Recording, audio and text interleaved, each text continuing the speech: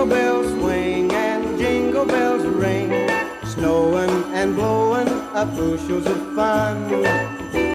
Let's make McDonald's apple pie at home, and trust me, it's so much better.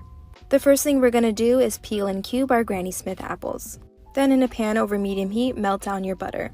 To that we add our apples, brown sugar, cinnamon, vanilla extract, a pinch of salt, and lemon juice. Once the apples are soft, you're gonna drop the heat and add our cornstarch mixture to thicken it up. Then we make our egg wash and cinnamon sugar. Next step is to lay out your pastry sheet on parchment paper. Roll it out a bit and cut it into 4 equal pieces. Brush the edges with egg wash and add lots of filling to one side. Fold over and seal very tightly with a fork. Brush the tops with egg wash and sprinkle cinnamon sugar. For a crunch, also add some coarse sugar. Last step is to bake them.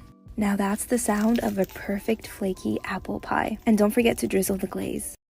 No pun intended, but you're gonna go nuts for this delicious and fluffy coconut rice recipe. Start out with some jasmine rice and no rinsing is needed. Then I like to toast my rice in some coconut oil, but this step is completely optional. Now over medium-high heat, we're gonna add a whole can of coconut milk, water, sugar, and salt. For even more coconut flavor, you can swap the water for coconut water. Once the liquid comes to a boil, drop the heat, cover, and let it simmer for about 15 minutes. After that, I like to turn off the heat and let it sit for 5 minutes before uncovering it and fluffing it up. Top with some toasted coconut and some fresh cilantro, and enjoy! Because Taco Bell hates us and can't keep anything on their menu, we're gonna impress ourselves by making their nacho fries at home and even better. First step is to whip up our seasoning blend. You'll need chili powder, onion powder, garlic powder, salt, sugar, oregano, and cayenne for a little bit of a kick. We're also going to add a little bit of cheddar powder for a cheesy taste. Then we prep our fries, which should be about a medium thickness. You can use fresh or frozen, and then you'll just coat them generously in the seasoning. I also tossed them in some oil before I added the seasoning so I can air fry them, but you can bake or deep fry too. Once they're beautifully golden, they're ready to enjoy with some nacho cheese, which I don't want to exaggerate, but these sugar cookie apple pie bars might be the best thing you make this Thanksgiving. First step is to peel and cube 2 small Granny Smith apples. To that we add brown sugar, cinnamon, a pinch of nutmeg, and some melted unsalted butter. Give that a good mix and now set it aside. Part 2, we whip up our cheesecake batter. First, whip the cream cheese and sugar until smooth and creamy. Then add the egg and vanilla extract, mix again until smooth and creamy. Now for our crust, we're going to use sugar cookie dough. Use about 20 pieces and flatten them out in your lined pan. Then add the cheesecake mixture on top of that. Now we sprinkle on the apples and crumble up the remaining cookie dough and add that on top as well. Bake at 350 Fahrenheit for 40 to 50 minutes until it's set. Once it's chilled, slice, serve, and enjoy.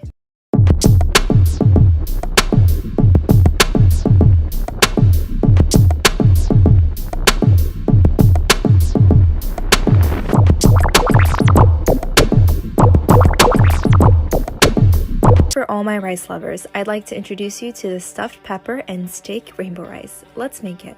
For our bell peppers, I like to use green, orange, and yellow. I use about half of each and cut it into very small pieces. We're also going to cut our steak into small cubes as well. Now we're going to saute our veggies in olive oil with some garlic. You can also add onions here, and once they soften, we're going to add our meat.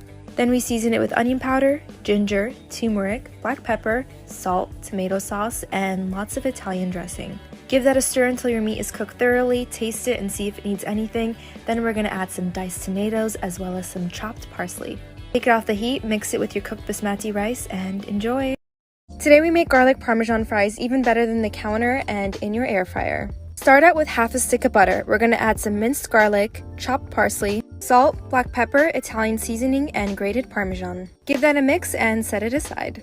Now for the potatoes, you can cut your own or just buy them frozen. I like to use the shoestring ones. I just toss them in a small splash of oil and pop them in my air fryer at 400 degrees Fahrenheit for about 15 minutes. I give them a shake every 4 or 5 minutes and they come out looking beautifully golden like this. Then add about 2 spoonfuls of that garlic butter we made, sprinkle some fresh parsley on top, add tons of freshly shaved parmesan, and it's ready to enjoy.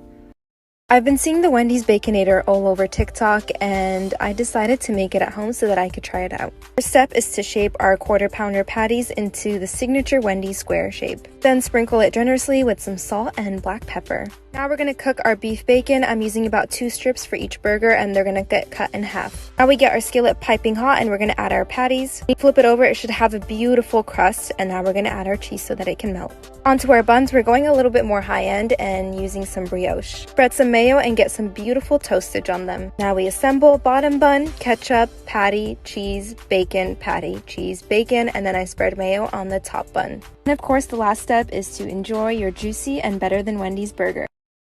If you've ever had these cheesy bites of heaven from Cheesecake Factory, you'll know just how addicting they are. Today, we make it at home and even better. Start out with your favorite mac and cheese, but make sure it's cold. Then shape it into bowls whatever size you like. For our wet mixture, we have eggs, Italian seasoning, salt, black pepper, Parmesan, and milk.